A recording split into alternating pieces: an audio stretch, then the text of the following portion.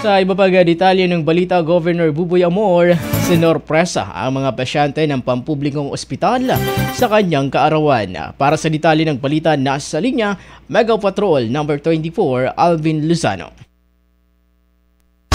Bicol Network News Report!